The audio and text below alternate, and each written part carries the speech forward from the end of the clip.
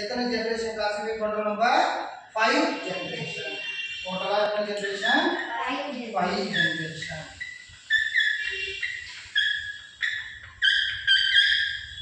so 5 ஜெனரேஷன்ல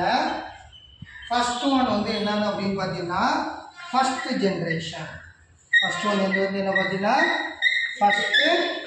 generation year நான் அப்புறம் சொல்லுவேன் எந்த ஜெனரேஷன்ல எந்த இயர் அப்படிங்கிறது நான் சொல்லுவேன் இது சம்பந்தமான क्वेश्चंसும் என்ன பண்ணிக்கணும் நான் நாளைக்கு போய் கேட்டா கரெக்ட்டா சொல்லணும் ஃபர்ஸ்ட் ஜெனரேஷன் அடுத்து second one second generation next one second generation அடுத்து தேர்ட் ஒன் நீங்களே சொல்லிடலாம் என்ன தேர்ட் ஒன் வரும் ஃபர்ஸ்ட்க்கு ஃபர்ஸ்ட் ஜெனரேஷன் சொல்லிட்டேன் செகண்ட்க்கு செகண்ட் ஜெனரேஷன் இருக்கு என்ன ஜெனரேஷன் அது தேர்ட் ஜெனரேஷன்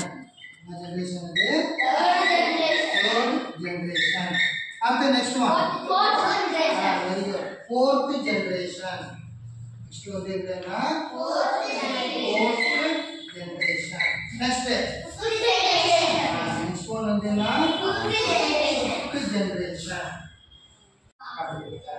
இந்த ஃபிஃப்த் ஜெனரேஷன் ஆஃப் கம்ப்யூட்டர் அப்படிங்கிறது வந்து பார்த்தீங்கன்னா ஆர்டிஃபிஷியல் இன்டெலிஜென்ஸ் என்ன ஆர்டிஃபிஷியல் இன்டெலிஜென்ஸ் அப்படின்னா ஆர்டிஃபிஷியல் இன்டெலிஜென்ஸ்னா என்ன இப்போ நான் ஒரு எக்ஸாம்பிள் சொல்கிறேன் கரெக்டாக எனக்கு ஆன்சர் சொல்லணும் சிஸ்டம் நம்ம வச்சுருக்கோம் இல்லையா சிஸ்டத்தை வந்து யார் ஆப்ரேட் பண்ணணும் யூஸராகிய நம்ம தான் ஆப்ரேட் பண்ணணும் யூஸராகிய நம்ம ஆப்ரேட் பண்ணணும் நம்ம ஆப்ரேட்க்கு என்ன கொடுக்குறோமோ அதுக்கேற்ற ரிசல்ட்டை தான் சிஸ்டம் வந்து கொடுக்கும் நமக்கு டிஸ்பிளேல கொடுக்க முடியும் ப்ரெசன்ட் ஆஃப் டேட்டா நம்ம என்ன கொடுக்குறோமோ இப்போ நேம் என்ன டைப் பண்ணுறியோ அதை தான் என்ன பண்ணுவோம் சிஸ்டம் வந்து நேமாக டிஸ்பிளே பண்ணி நமக்கு காமிக்கும் இது வந்து 4 ஜெனரேஷன்லையும் இப்படி தான் இருந்துருக்கு இனிமே வர கம்ப்யூட்டர் எப்படி இருக்கும் பார்த்தீங்கன்னா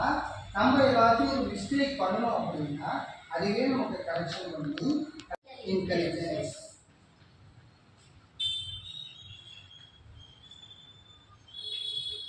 அப்படியே எழுதுங்க